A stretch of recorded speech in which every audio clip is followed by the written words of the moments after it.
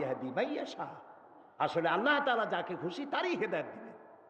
নবী করিম সাল্লাল্লাহু আলাইহি ওয়াসাল্লামের হাতে যদি হেদায়েত থাকতো তাহলে সব কাফেরগুলিকে তিনি হেদায়েত করে ভালাইতে পারতেন।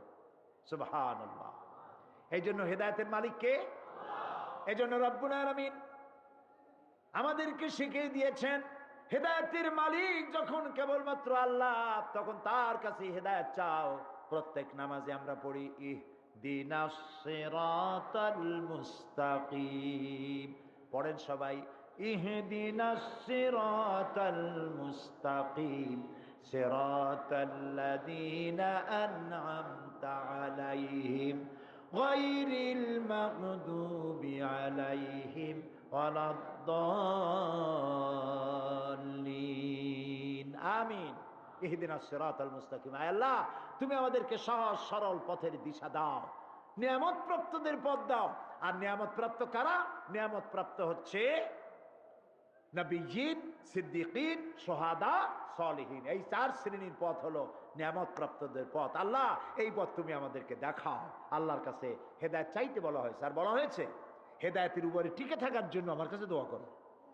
আল্লাহ রাব্বুল আলামিন হেদায়েতের উপরে টিকে থাকার জন্য, যেহেতু বহুত এমনকি আলেম পর্যন্ত হেদায়েতের উপরে ছিল গতকাল পর্যন্ত, আজকে বিগড়ে গেছে, এরকম হয়েছে না? হয়েছে না? হইতেই পারে, হইতেই পারে। হেদায়েত থেকে বিগড়ে যায় না কেবলমাত্র আল্লাহর নবীরা। সুবহানাল্লাহ। দোয়া একটা আল্লাহ শিখাই দিলেন বান্দারে হেদায়েতের উপরে টিকে থাকার জন্য। আমার কাছে দোয়া করো, রব্বানা লা তুজিগ কুলুবানা, পড়েন সবাই রব্বানা লা তুজিগ কুলুবানা বাদা ইয হাদাইতানা ওয়া হাব লানা মিন লাদুনকা রাহমাতান ইন্নাকা আনতাল ওয়াহ্হাব। আয় আল্লাহ তাআলা তুমি দয়া করে একবার যখন আমাকে হিদায়াতের রাস্তা দেখিয়েছো, রব্বুল আলামিন আমাকে হেদায়েতের রাস্তা থেকে বিগড়াইয়া দিও না।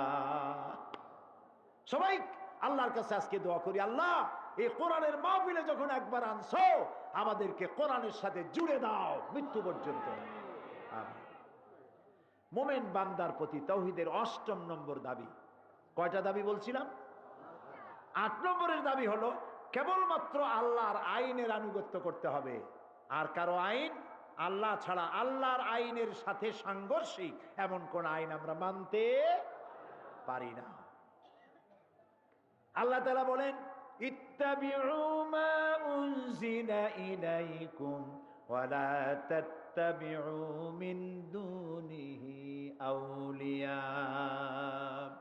ইত্তাবিউ মা উনজিলা ইলাইকুম, একমাত্র আল্লাহ যা নাজিল করেছেন। কি নাজিল করেছেন বলেন তো বুদ্ধি করে? কোরআন। আল্লাহ নাজিল কিন্তু কোরআনের আইন মানো। ওয়ালা তাত্তাবিউ মিন দুনিহি আউলিয়া, আর তোমাদের পৃষ্ঠপোষক অন্যরা যা আইন তৈরি করেছে তা মাত্রই অনুসরণ করো না। সুতরাং আমাদের দেশে এখনো কি আল্লাহর আইন চালু আছে? আল্লাহর আইন চালু করার জন্য আমাদেরকে চেষ্টা করতে হবে, মানুষকে বুঝায়া এই পথে আগাতে হবে।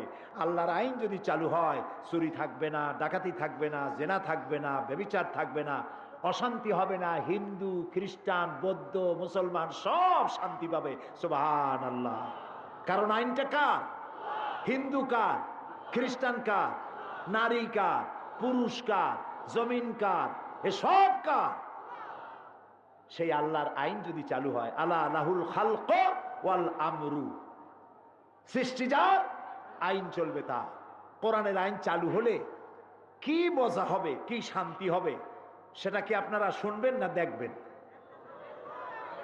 দেখতে চান? আচ্ছা দেখাই দিই। কোরআনের আইন চালু হলে কি শান্তি হবে তার একটা ঝলক দেখাই দিই। আপনারা কি শুনতে আসছেন বলেন? কি শুনতে আসছেন? বাংলাদেশের কোন রাজনৈতিক দলের পক্ষে সম্ভব এত লক্ষ লক্ষ মানুষ সামান্য কিছু টাকা খরচ করে একটা প্যান্ডেল বানাইয়া তারপরে দাওয়াত করে দেখাতো কত লোক আসে? ঠিক না? যাও আসবে, তার থেকে পুলিশ আর মিডিয়ার বেশি থাকবে। খাবি কয় বসেন বসেন, তাও বসবে না, দাঁড়ায় দাঁড়ায় চানাচুর চাপাবে, সিগারেট টানবে। এখানে তাকায় দেখেন তো কেউ আপনারা বসতে কয় নাকি? সব শান্তিপূর্ণভাবে, লক্ষ লক্ষ মানুষ, বসার জায়গা নাই।